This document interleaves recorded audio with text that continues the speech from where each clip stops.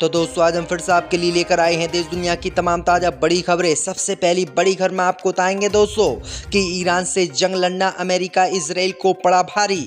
Iran ने Saudi अरब के airport पर किया मिसाइल से हमला, 10 अमेरिकी सैनिकों की मौत, 50 अमेरिकी सैनिक गंभीर रूप से घायल। नेतन्याहू डोनाल्ड ट्रंप की उड़ी नींद, अब चुन चुनकर मार रहा ईरान। ईरान में पाकिस्तान की एम्बेसी के पास में इजराइल ने की बमबारी तो भड़के पाकिस्तान ने इजराइल को दी धमकी, बोले हमें कतर मत समझ लेना, इतनी धुनाई करेंगे कि जंग लड़ना भूल जाओगे। पाकिस्तान इजराइल ईरान जंग में हुआ एक्टिव। उत्तर प्रदेश के गोरखपुर में जाफर अली शाह की मजार पर योगी सरकार ने चलवाया बुलडोजर, मुसलमानों ने किया विरोध तो बताया सरकारी जमीन पर बना हुआ। 29 दिन में ही ईरान से जंग लड़ने से इजराइल की सेना ने किया इनकार। इजराइल के सेना प्रमुख बोले अगर ईरान से जंग लंबी चली तो इजराइल की सेना नहीं उतरेगी मैदान में। सैनिकों ने जंग लड़ने से कर दिया मना, इजराइल में मची अब बड़ी भगदड़। सऊदी अरब के क्राउन प्रिंस मोहम्मद बिन सलमान निकला मुसलमानों के खिलाफ गद्दार, अमेरिका से अपील की, बोले ईरान पर हमला ना रोकें, ईरान को करें बिल्कुल खत्म। मुसलमानों के खून का प्यासा हो गया सऊदी अरब का क्राउन प्रिंस मोहम्मद बिन सलमान, मुसलमानों के साथ कर रहा है गद्दारी। तो दोस्तों सभी खबरों को आपको एक एक कर बताने वाले हैं, वीडियो को लाइक कर चैनल को सब्सक्राइब कर दें। इसी बीच पर तो दोस्तों अगली खबर की ओर, तो ईरान में पाकिस्तान के दूतावास के पास बमबारी करना इजराइल को पड़ा भारी। पाकिस्तान ने इजराइल को लगाई फटकार, बोले हमारे एक भी अधिकारी को कुछ हुआ तो कर देंगे आपकी कुटाई। दोस्तों आपको बता दें कि इजराइल, अमेरिका और ईरान के बीच इस समय युद्ध छिड़ा हुआ है और इस युद्ध में अब पाकिस्तान की भी एंट्री हो सकती है। दरअसल आपको बता दें कि ईरान में पाकिस्तान का दूतावास है, इसी दूतावास के पास में इजराइल ने बमबारी कर दी जिससे पाकिस्तान आग बबूला हो गया और पाकिस्तान ने अब इजराइल को धमका दिया है। दरअसल आपको बता दें कि पाकिस्तान ने इजराइल से कहा है कि हमें कतर मत समझ लेना, इतनी धुनाई करेंगे आपकी कि आपकी 7 पुश्तें याद रखेंगे। वहीं आपको बता दें कि पाकिस्तान के इस बयान के बाद इजराइल की तरफ से अभी तक कोई भी बयान सामने नहीं आया है। इसी के साथ पाकिस्तान ने अमेरिका से भी कह दिया है कि इजराइल को समझा लो, अगर ईरान में हमारे दूतावास पर या हमारे किसी भी अधिकारी के एक भी खौराच आई तो ये इजराइल के लिए अच्छा नहीं होगा। हम घर में घुसकर इजराइल को इतना पीटेंगे, इतना मारेंगे कि इसकी 7 पुश्तें याद रखेंगी।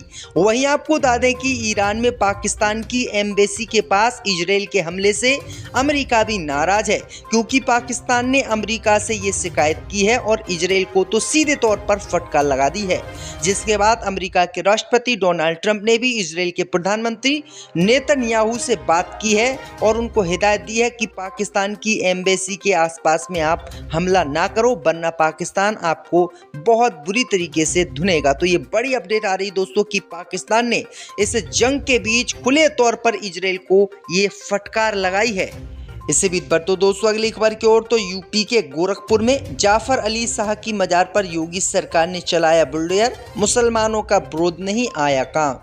दोस्तों आपको बता दें कि उत्तर प्रदेश के गोरखपुर के शाहपुर थाना क्षेत्र के आवास विकास कॉलोनी के निकट दोस्तों हजरत बाबा जाफर अली की मजार पर गुरुवार को योगी सरकार ने बुलडोजर चलवा दिया।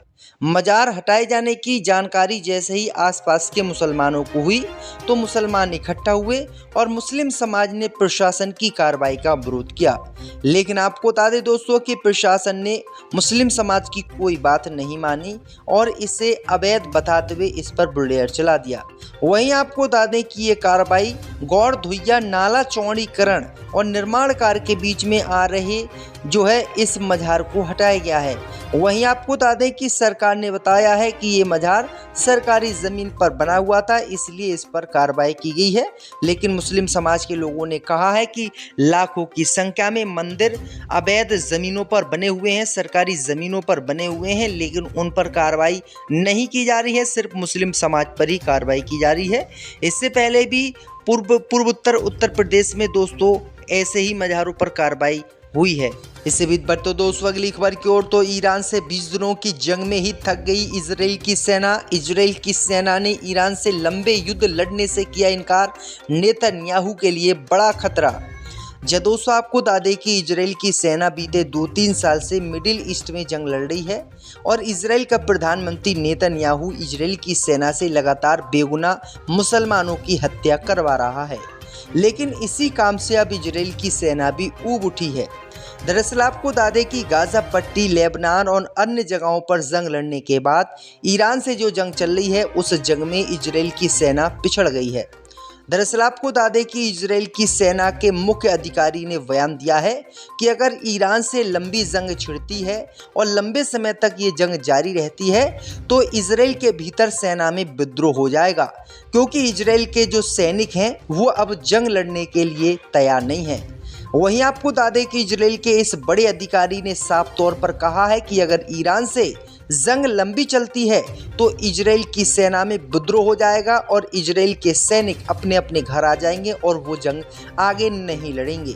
वहीं आपको बता दें कि इजराइल के सेना के प्रमुख का ये बयान सुनकर इजराइल के प्रधानमंत्री और अमेरिका के राष्ट्रपति डोनाल्ड ट्रंप की हवा खिसक गई है, क्योंकि दोस्तों अगर इजराइल की सेना जंग से पीछे हट जाएगी तो इजराइल के प्रधानमंत्री नेतन्याहू का मारा जाना तय है, क्योंकि ईरान इनको चुन चुन कर मारेगा। दरअसल आपको बता दें कि इजराइल के लगातार सैनिक मारे जा रहे हैं और इसी मौत से इजराइल की सेना भी घबराई हुई है। तो ये बड़ी अपडेट आई दोस्तों कि इजराइल की सेना ने अब हथियार डालने का मन बना लिया है।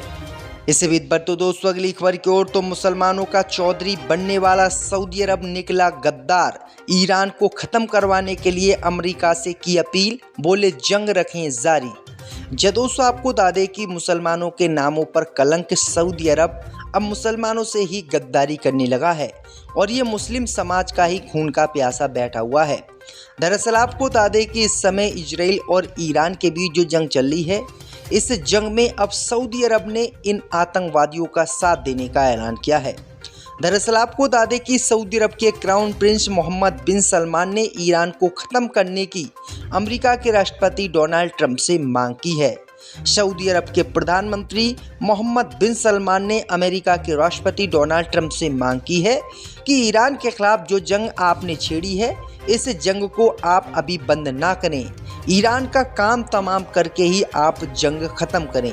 वहीं आपको बता दें कि जैसे ही ये बयान पूरी दुनिया में सामने आया तो मुस्लिम देशों के जो लोग हैं वो भड़क उठे सऊदी अरब पर और सऊदी अरब को गद्दार कहने लगे। तो ये बड़ी अपडेट आई दोस्तों कि सऊदी अरब के क्राउन प्रिंस को ईरान का साथ देना चाहिए था या जंग रुकवाने की अपील करनी चाहिए थी, लेकिन ये ईरान को ख़त्म करवाना चाहता है, इस पर अमेरिका और इजराइल को बैठाना चाहता है। तो ये बड़ी अपडेट आई दोस्तों कि किस तरीके से जो है सऊदी अरब का क्राउन प्रिंस मोहम्मद बिन सलमान ये बिल्कुल मुस्लिम विरोधी है और ये अब मुसलमानों के खून का प्यासा है, क्योंकि इसने ईरान को ख़त्म करवाने के लिए मुख्य रूप से फ़ोन करके अमेरिका के राष्ट्रपति डोनाल्ड ट्रंप से ये मांग की है कि ईरान पर हमले लगातार जारी रखो और जो जंग आपने छेड़ी है उस जंग को रोको मत, ईरान का काम तमाम करके ही आप इस जंग को रोको। तो किस तरीके से ये खुले तौर पर मुसलमानों के विरोध में उतरा हुआ है, आपकी क्या राय इसके ऊपर हमें कमेंट में ज़रूर बताएं। इससे भी बढ़ते दोस्तों अगली खबर की ओर, तो मात्र 24 घंटे में पूर्व प्रधानमंत्री गिरफ्तार। नेपाल में बालेन शाह की सरकार बनते ही बड़ा एक्शन। दोस्तों आपको बता दें कि भारत के पड़ोसी देश नेपाल में इस वक्त की राजनीति में ऐसा तूफान आया है जिसने पूरे देश को हिला कर रख दिया है। यहाँ नई सरकार बनी है, शपथ समारोह हुआ और फिर महज 24 घंटे के अंदर ही ऐसा फैसला लिया गया जिसने सत्ता के गलियारों में हलचल मचा दी। नेपाल में प्रधानमंत्री बालेन शाह के नेतृत्व में बनी नई सरकार ने आते ही बड़ा एक्शन लिया है। कैबिनेट की पहली बैठक में एक बेहद अहम फैसला लेते हुए देश के पूर्व प्रधानमंत्री केपी शर्मा ओली और पूर्व गृह मंत्री रमेश लेखक को गिरफ्तार करने का आदेश दिया गया है। वहीं आपको बता दें कि इन दोनों ही नेताओं को 24 घंटे के भीतर गिरफ्तार भी कर लिया गया है। इस गिरफ्तारी को सीधे तौर पर छात्रों की मौत से जुड़े एक गंभीर मामले में उठाया गया है। दरअसल आपको बता दें कि नेपाल में जेएनजी प्रदर्शन के दौरान हुए हिंसक घटनाक्रम में कई निहत्थे छात्रों की जान चली गई थी। जांच आयोग की रिपोर्ट में खुलासा हुआ कि प्रदर्शन के दौरान गोली चलाई गई थी, जिसके लिए शीर्ष स्तर के फैसले को जिम्मेदार ठहराया गया है। तो ये बड़ी अपडेट आ रही दोस्तों। इससे भी बढ़ते दोस्तों अगली खबर की ओर, तो सऊदी अरब के एयरपोर्ट पर ईरान का मिसाइल हमला, 10 अमेरिकी सैनिकों की मौत, 50 अमेरिकी सैनिक घायल। जी दोस्तों, आपको बता दें कि ईरान से जंग लड़के अमेरिका को भारी नुकसान उठाना पड़ रहा है। पैसे के साथ साथ उसके सैनिकों की भी मौत हो रही है।